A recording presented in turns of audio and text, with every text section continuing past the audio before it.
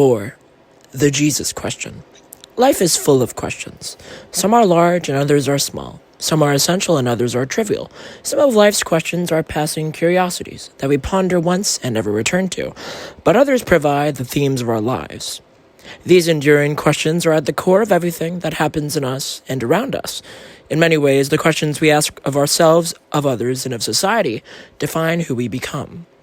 There is one question that we all have to answer eventually. I call it the Jesus question. Some people go looking for it, chasing it with the joyful abandon of a child in a treasure hunt. Others spend their whole lives avoiding the question.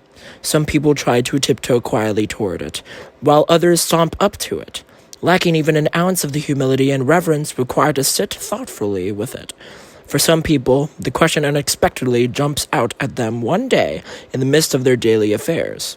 Some people discover the question through the once-in-a-lifetime friendship of someone who introduces them to the Jesus they have always known, but never really known. For others, a tragedy drops the question on the doorstep of their lives.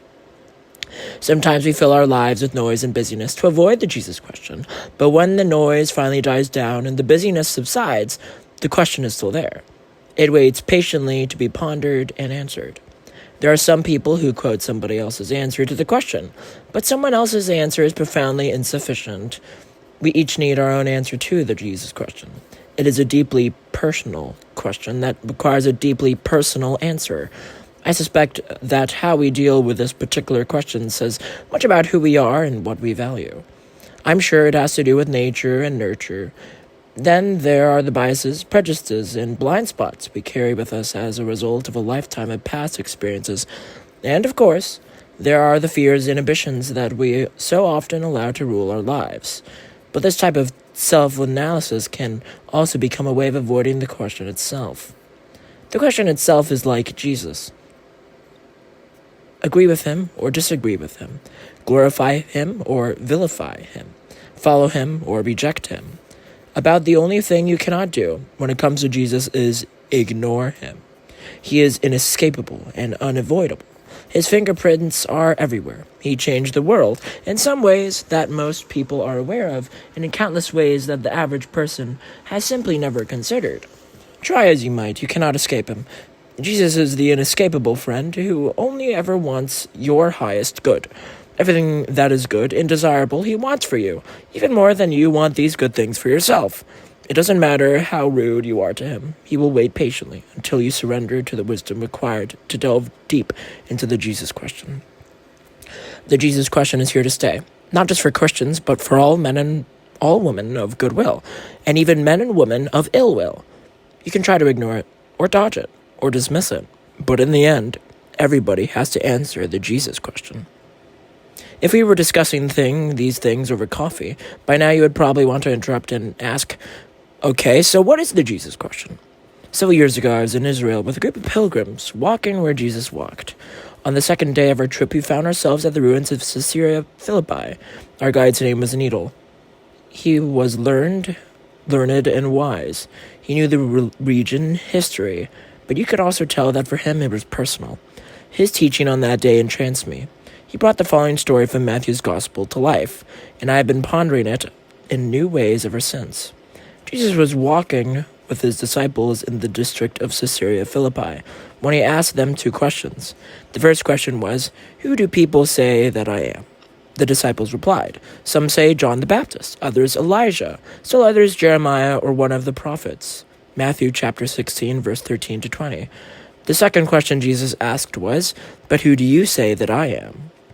This is the Jesus question. Who do you say that Jesus is? Not who do your parents or teachers, spouse, pastor, or friends say that Jesus is, but who do you say he is? This is the inescapable question about the unavoidable Jesus. Sooner or later, we each have to proclaim for ourselves who we think Jesus is. As I read this passage and imagined the disciples gathering around Jesus as he asked these questions, I get the sense that his disciples were a little hesitant. Perhaps they were looking around at each other, wondering if these were trick questions. They were richly human, and so I imagined them playfully saying, "You take this one, Peter."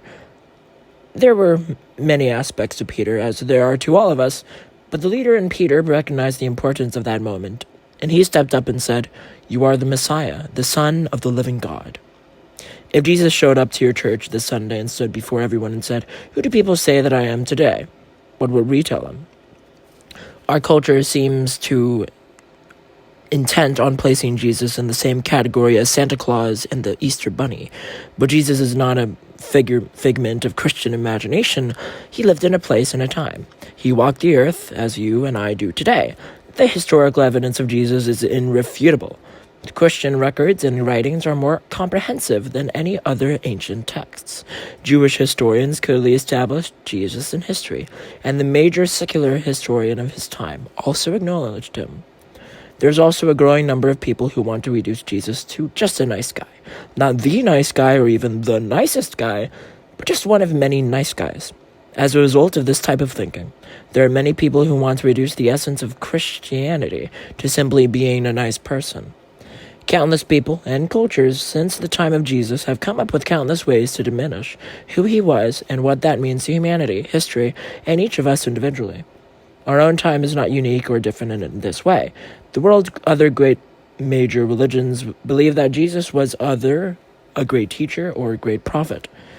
It is first interesting and important to note that they do not deny his existence or the fact that he lived and walked the earth at a certain time in a particular place. But Jesus did not claim to be a great teacher or a great prophet. Who did Jesus claim to be? Point to ponder.